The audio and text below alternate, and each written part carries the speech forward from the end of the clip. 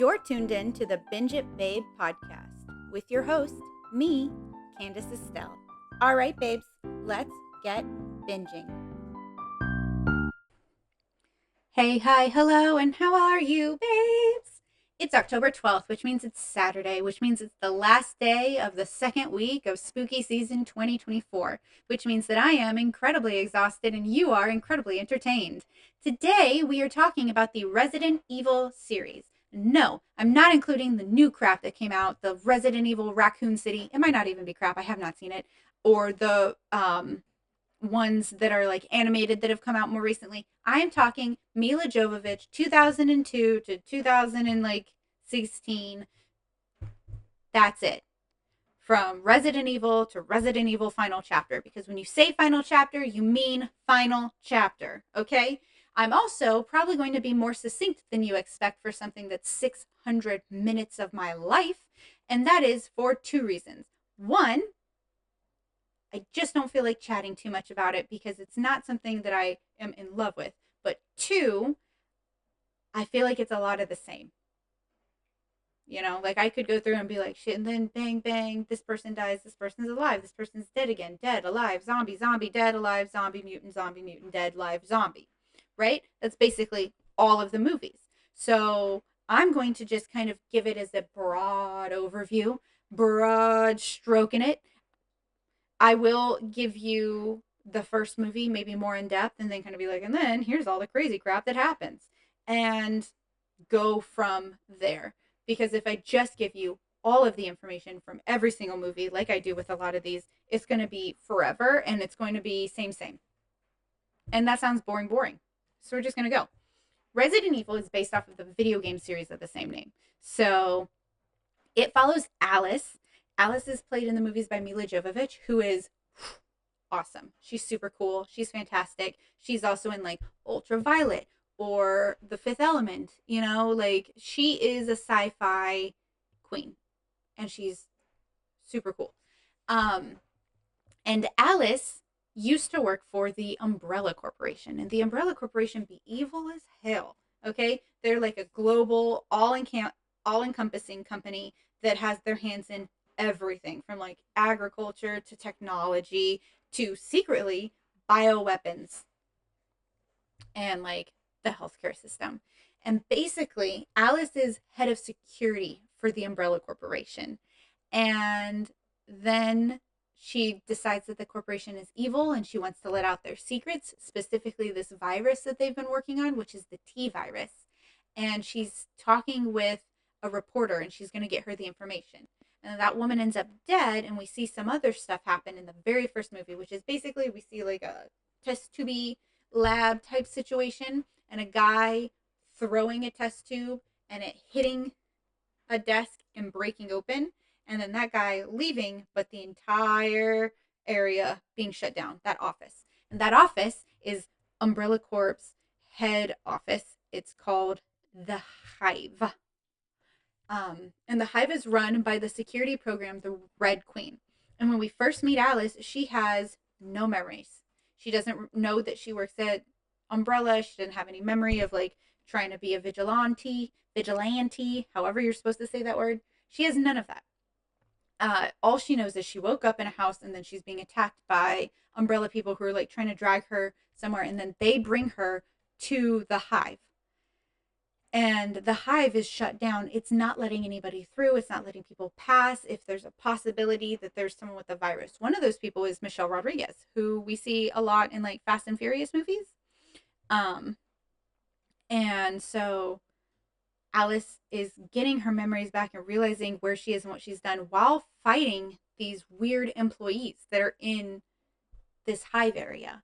And what's really bizarre is like the dead aren't staying dead, right? So we've got zombies for sure, but they're mutating.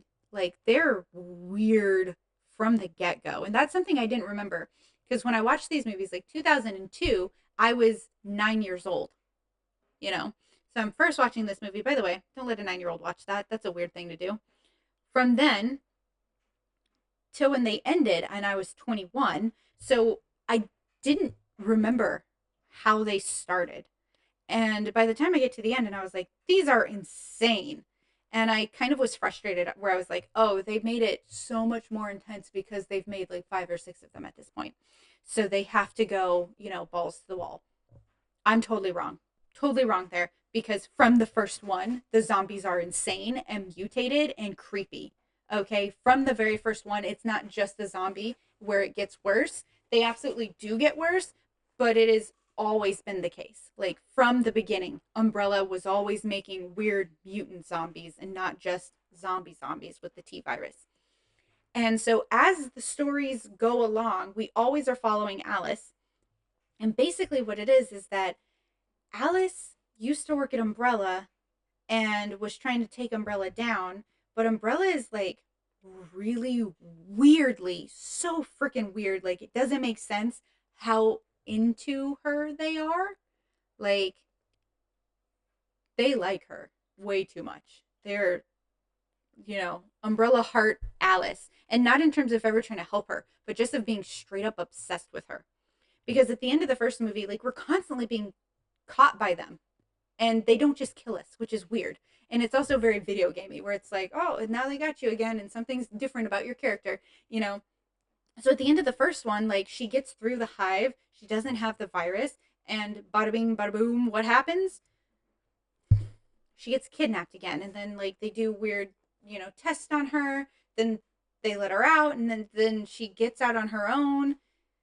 It's weird because at the end it looks like she's about to escape on her own, but then at the second one she's like escaping again, and this time she's going through the hive and there's no one to stop her. There's no one at this part of the lab either, and it's because the virus was able to spread even though they didn't think it was, so there's no one left, and she was kind of in this like airlocked room.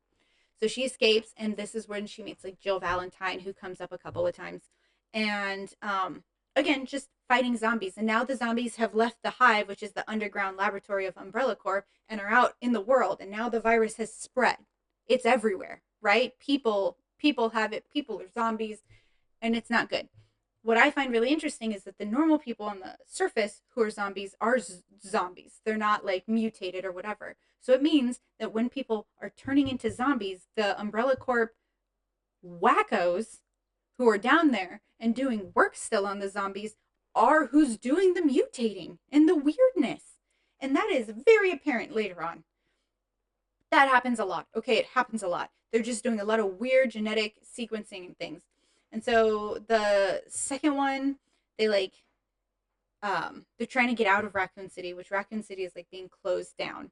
And I love that it's called Raccoon City because I love raccoons. And I love that part of Everything Everywhere at Once where she's trying to explain the movie Ratatouille, but she's thinking it's about raccoons, so she calls it Raccoony. And so every time I think of the word raccoon, I think Raccoony, and that's how my brain works. So Raccoony to you. Raccoony. Anyway, so the second one is just them trying to fight to get out of Raccoon City, and one of the Umbrella Corp's lead scientists, his daughter is missing, and so he kind of hires Alice to be like, look, I'm going to help you bust into Umbrella Corp if you go find my daughter and make sure she's safe. And so that's kind of what they spend the time doing. Then Alice ends up getting superhuman powers. And she's like, weird, like these things, Alice has powers, some of the zombies have powers, like psychic powers, like this, psychic powers. Alice can do like crazy things, and then she's able to fight like at a way higher caliber. And I remember just thinking, because I didn't understand the story as much when I was a kid, so I was just like, how is this lady all of a sudden like a superhuman? But she literally is. They're like injecting her with stuff, and then they just let her go again, and it's always confusing. It's like, if she's who keeps trying to bring you down, just kill her. Doesn't happen. Like Dr. Isaac is there, and then he betrays her at some point. That's later, so I'll save that. She makes friends. They're always dying. She's always trying to save people. At one point, she's like on a boat. That's later too. Okay. She's a superhuman. She's fighting. And then Umbrella takes her superpowers away. They like inject her with something, makes her human again. So now she's way more vulnerable. That's way scarier. Then they make clones of her, and they're like testing how she behaves in like mazes and trials and stuff. And she breaks into Umbrella to once again try to stop them and figure out what they're doing, evil corporation, blah, blah, blah. and sees all of her clones, and then instead of being freaked out by that is like, all right, we're all coming to get you, because they're all just like her, like personality and everything. um and so then the next movie we see is like all of the Alice clones fighting to get into this other branch of Umbrella Corp. And the real Alice survives and makes it and is able to like start another fight. And that's where we get a lot more of like the backstory, which is basically that Umbrella Corp always expected the virus to get out. And the guy who created it to save his daughter, Alicia. She had like a degenerative disease, and so he created it to save her, as like a cure. I think it works, or something. No, it doesn't work, but it does create this like weird bio, like bioengineered zombie mass thing. Maybe not with her, but with others. It becomes the T virus basically. And he's like, well, we got to destroy it. It's bad. It's bad for humanity. And then Dr. Isaacs, who's a jerk, is just like, how about actually we use it and we wipe out the planet, and all we do is we keep super rich people safe in little pods and like cryogenically freeze them until humanity is wiped out, and then we start from scratch, which is an effed up concept that more than one movie has used. Because I'm honestly not sure where the original concept for that goes. So Alice is once again fighting the Umbrella Corp, kills Dr. Isaacs, learns all of this backstory. The Red Queen is like the daughter, I think, and she is always like throughout the movie, she's the security system. And sometimes she seems like she's trying to foil us, but most of the time it just seems like she's trying to contain the virus, or like sometimes she does even help Alice. It's very interesting. Um, and she's a little girl, like a hologram, obviously, computer, but little girl. So Alice, like at one point, like I said, on a boat fighting just the craziest mutations, crazy mutations.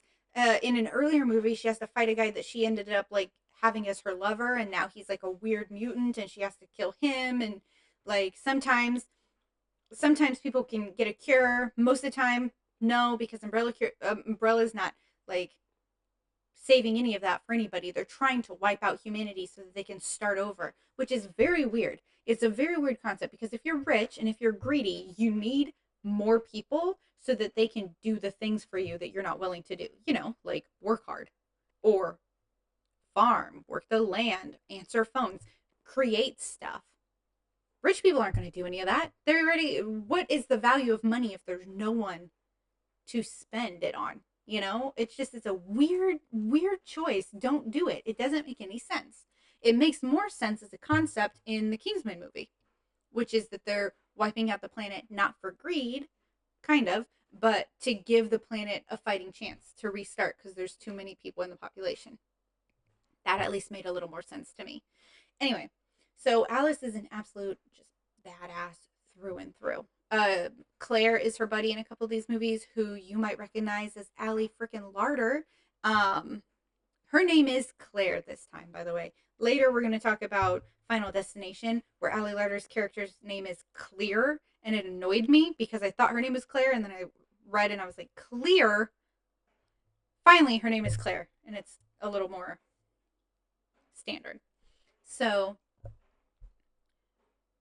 Alice ends up being able to like defeat Umbrella Corp and get an antivirus that she can like spread throughout whole areas. And so she's spreading it throughout like Raccoon City, and she needs to do a whole bunch of different places. And then we find out that Alice is a clone of Alicia. So that's why Umbrella Corp is so interested in her and like always following her and always dealing with her, because she is the daughter of the founder of Umbrella Corp. She just doesn't know it. And then through getting that knowledge and like doing some like computer download stuff, she actually ends up getting all of Alicia's childhood memories. So she now has a whole actual past, which she never really had before. And she's able to defeat Umbrella Corp, and now is taking the virus to take it across the whole world. And it kind of ends with her being like, it's going to be a couple years, but I'm doing it, and just riding off into the sunset. So it's intense. It's got like a lot of, twists and turns where you're just like, what is happening? What? Wait, what? A lot of lore. I think if you're someone who maybe plays the video games, you would like adore these movies because the lore is there and like really set up for you. And if you don't play the video games, I think these might be a little intense in terms of knowing what's going on or why certain things are important or what the joke is in a way.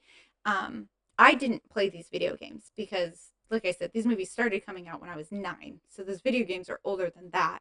So I didn't play those, but I probably would. I just don't love horror video games. Like I'm not gonna.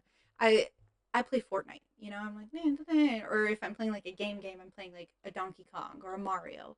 Like I'm a light-hearted fellow when it comes to gaming. Um, but I would consider it. I enjoy the fact that there is so much story and so much like backstory and like intrigue and corporate, like espionage in a way, and this like overarching message of greed and corporate greed being what will destroy the planet and destroy humanity. I think all of that is really good. Mila Jovovich is phenomenal. Like she's got that husky kind of voice, so that's already pretty sexy, and then it's Mila Jovovich, so pretty sexy. And then she's always just like pow pow pow, I'm a hero, pretty sexy. She's like one of the very few female leads we get where like she's not super whiny and like weak. Like she's like, here's what we got to do, and just does it. Sometimes she's referential, but that's not the same. You can cry and not be whiny. Whiny is like, oh no, I would have to do this. Like really like the Hunger Games, but I feel like Katniss can sometimes be kind of whiny. And she's just like, oh, you know what? Friggin' Bella in Twilight, whiny as hell. It's so annoying. She's also a teenager, so you just kind of have to give it up. Anyway, as a protagonist, Alice, fantastic. As a story, Resident Evil, intense, action packed, incredibly gory, sometimes kind of gross, a little confusing, but overall pretty fun. Like, I'm gonna watch it.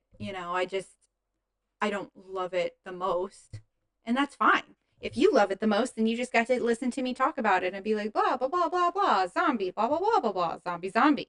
Um, for me, it's a lot of movies that cover a lot of the same, and then you get like one little nugget of like, here's some lore for you. You want a little piece of lore? We'll give that to you, and you're gonna have to watch the next movie to get a little crumb. So I think that's fine, and I think it can be fun, but it felt like a lot of the same, and then a little bit of story progression. I even think between like the fourth and final chapter movies, I think, what is it, retribution, between like retribution or revelation, I don't remember. Between that and final chapter, it's only that 3 weeks have gone by. Like literally, we're not spending a lot. Like there's no time jumps, none of that. It's just like, and now zombie, zombie, zombie, zombie. Pew pew. Intense, crazy looking, just gross zombies. It's kind of hard for me to watch. I'm fine with like silly, bloody gore, but like gross, I have a harder time with. Like slimy, gross. Like Alien, gross, gross. But I do it. I watch it. It's fine. It is one of those things where I'm like, ooh, ooh, like look away. Ugh. Oh, it's a little too squishy. Ugh. No, not for me. Squishy. I don't know. It's fun, but it is rated 28 out of 31 pumpkins for this month as a series. I don't think that the series, I think the first one's obviously the best one, but the rest of them I would say are all basically on the same plane. They're almost identical to each other, just with like I said, a little bit of lore dropped in. A little extra character here, a little extra character there. But really all we ever care about is Alice. And that's good. Because she's our main HBIC, She's who gets things done. She ends the apocalypse for us. Thank you, Alice. And thank you, audience. I hope you have a wonderful day. I'll see you tomorrow. Tomorrow we start week 3 of this bad boy. It's October 13th tomorrow. It's Sunday. It's a new beginning, and we are going to start with a new week, a new slate of things to watch. If you're not aware of what I'll be watching, then you can log on to my links where you can find really anywhere, but it's linktree/my name, so Candace Estelle. And then that'll take you to my Medium blog, which is called Infinite Pop, because I do a lot of pop culture things. And that'll show you my schedule and the articles and everything I'm writing in correlation with these episodes. So I hope you love it. I hope you have a great time. I will see you tomorrow for a new week and a new binge. And take care of yourselves. Drink water. Bye.